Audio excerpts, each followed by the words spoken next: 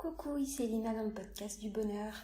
Aujourd'hui, j'aimerais te parler de culpabilisation parce que hier, je suis tombée sur un article qui m'a déculpabilisée à fond. Et oui, parce que moi aussi, il m'arrive souvent de culpabiliser, je pense, comme toi. Alors, j'ai remarqué qu'on aimait bien, dans notre société, faire culpabiliser les gens pour tout et n'importe quoi. Donc, mon exemple d'hier... Hier, j'ai ma gentille co-admin du groupe J'apprends à m'aimer qui m'a fait découvrir un site sur l'allaitement. Alors, je me suis bien marrée parce que quand elle m'a donné le nom du site, je me suis dit, mais ça veut dire quoi ça? C'est la Lèche League. Mais en fait, non. Le temps de comprendre, ça se dit la Leche League, comme leche, comme l'espagnol pour le mot lait. Mais bon...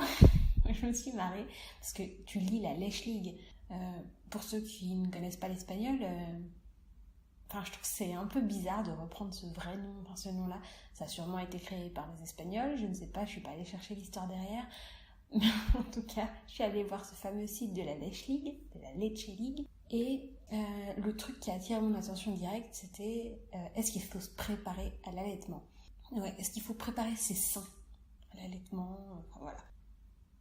À vrai dire, moi je suis un être humain, donc je suis un mammifère, donc je suis faite pour allaiter naturellement depuis des millions d'années. Je sais pas depuis quand on est là. Bravo Elina, beau cours de préhistoire. Bref, j'ai jamais réfléchi une seconde à s'il fallait se préparer à allaiter ou pas. Mais de partout, on voit fleurir des livres, des guides, de tout pour apprendre à allaiter. J'ai même suivi la semaine dernière un cours sur l'alimentation du bébé. Alors moi, je croyais bêtement que ce serait l'alimentation en général. Un bébé, c'est pas que un nouveau-né. Un bébé, c'est également un être humain qui va manger du solide à partir de 4 à 6 mois. Donc bref, moi je m'attendais plutôt à un cours sur l'alimentation à partir de 4-6 mois, justement un cours qui va t'apprendre ce que le bébé peut digérer ou pas, à partir de quel moment, quoi lui donner un peu à manger, à partir de quand, quoi. Je m'attendais un peu plus à ça. Finalement, c'était un cours sur l'allaitement.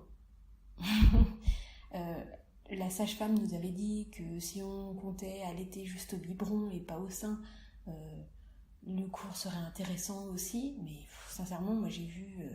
sur les 3 heures de cours, 2 heures et demie, j'ai vu 5 ou 10 minutes d'intéressantes pour les personnes qui comptaient allaiter au biberon.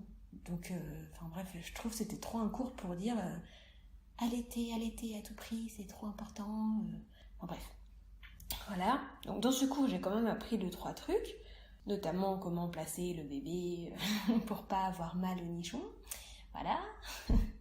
Pour éviter les crevasses et tout, donc ça voilà, j'ai appris quand même quelques petits trucs intéressants sur mes 2 heures et demie de cours de plaidoyer de sage-femme d'après-guerre. Bref, j'ai quand même appris 2-3 petits trucs, donc c'était utile.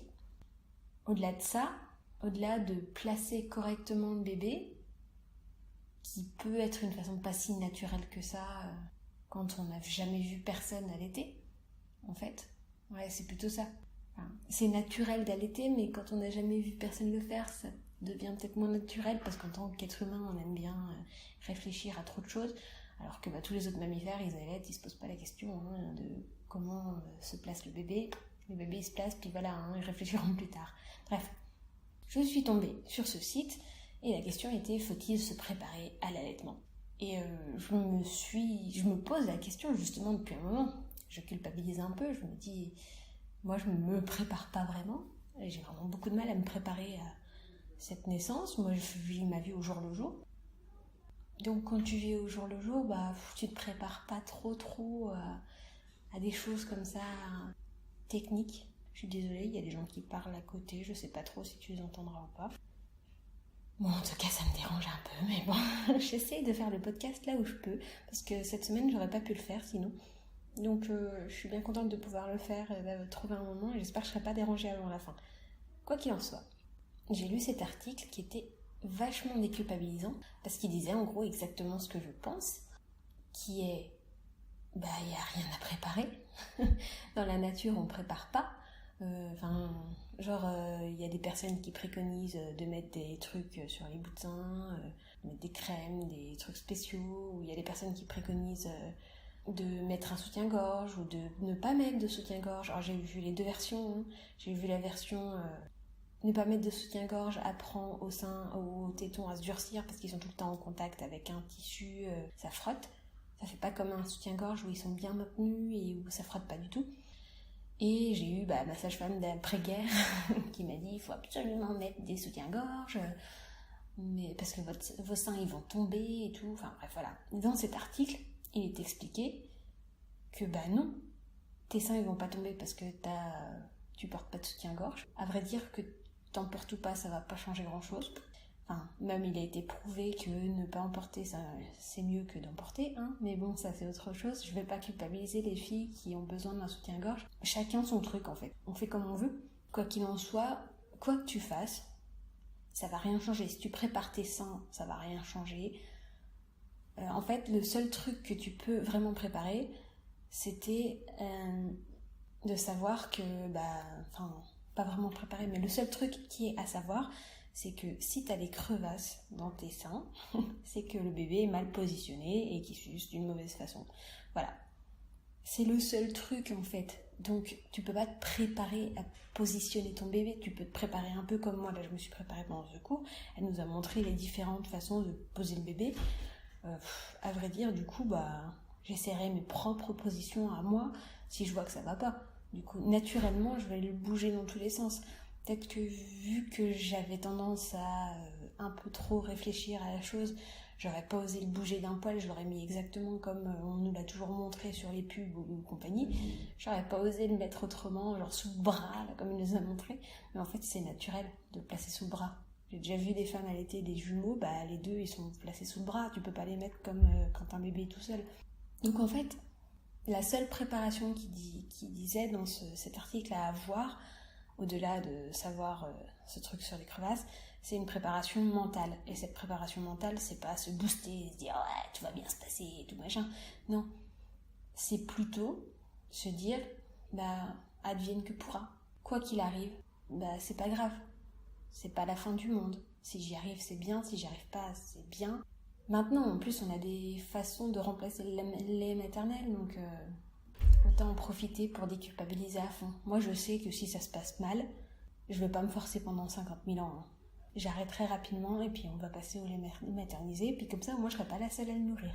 Je serai un peu plus tranquille. Donc voilà, j'ai adoré cet article qui déculpabilisait à mort. Et en fait, ça m'a fait me rendre compte que dans cette société, on culpabilise, mais pour un tout et pour tout, pour rien. Là, d'ailleurs, rien que dans ce contexte-là, on culpabilise les femmes qui ne veulent pas allaiter et on culpabilise les femmes qui veulent allaiter. Parce que celles qui veulent allaiter, on leur dit qu'elles font jamais comme il faut, qu'elles sont jamais préparées comme il faut, il n'y a jamais rien qui va. Alors que celles qui ne veulent pas allaiter, on leur dit non, c'est pas bien, parce que ton bébé aura moins de défense immunitaire. D'ailleurs, ça, c'est le discours de ma sage-femme d'après-guerre. Plus longtemps tu l'allaites, plus longtemps tu le protèges. Donc en gros, si tu n'allaites pas ton enfant au sein, tu protèges pas ton enfant. Donc si tu protèges pas ton enfant, t'es une mauvaise mère. Donc, tu vois les raccourcis qu'on peut faire dans notre tête rapidement. Hein. Donc j'ai trouvé ça assez horrible de culpabiliser toutes ces nanas qui étaient là. Genre on était 7 et on n'était que 3 à vouloir allaiter au sein. Donc ça veut dire qu'il y en a 4 qui se sont fait berner, qui sont venus là à ce cours pensant parler d'alimentation vraie. Et au final, elles ont parlé d'allaitement au sein pendant 2h30. Elles ont dû s'entendre dire vous êtes une mauvaise mère, quoi. J'ai trouvé ça tellement ignoble. Et pourtant, c'était dit avec une grande bienveillance et tout, mais bon, ouais, ça cachait quand même un petit discours. Je sais pas pourquoi. Je sais pas si elle l'a fait exprès, si elle s'est rendue compte de ce qu'elle faisait, cette sage-femme. Je pense pas, elle a l'air gentille quand même. Je pense qu'elle est pleine de bonne volonté et qu'elle l'a pas fait exprès. Mais pour ces 4 femmes qui ne voulaient pas allaiter au sein, je trouve que c'était 2h30 de supplice, quoi. Moins 10 minutes. Donc arrêtons de culpabiliser pour tout et pour rien. Laissons la vie suivre son cours. De toute façon, il se passera ce qui doit se passer.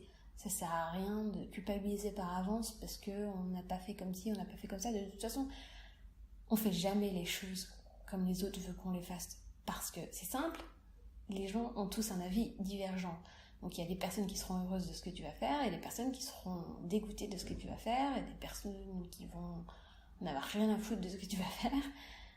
Mais en tout cas, il n'y aura jamais 100% des gens qui vont être heureux de ce que tu fais. C'est impossible. Totalement impossible, parce que les mentalités sont complètement différentes de partout.